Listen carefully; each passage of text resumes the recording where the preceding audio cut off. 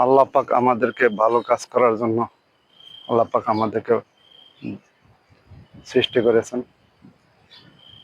বাপ মাকে আমরা ভালোবাসি না, বাপ মাকে আমরা খারাপভাবে দেখি, বাপ মার কদর বুঝি না, বাপ মা থাকতে বুঝবো না, বাপ মা চলে গেলে ঠিকই বুঝবো। বাপ মা চায় আমাদের সবসময় মঙ্গল, ভালো চায়।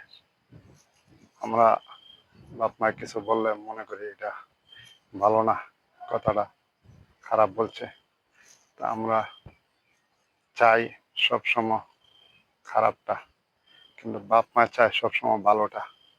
তো বাপ মার কথা আমরা শুনি না, কিন্তু আমরা ভুল করি।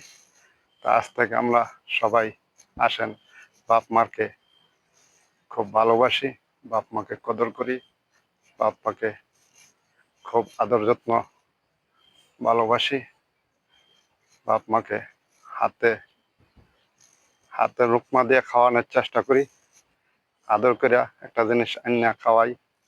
দেখবেন আল্লাহ পাক খুব আমাদের উপরে খুশি হবে, আমাদেরকে আল্লাহ পাক ভালোবাসবে। ভালো থাকবে।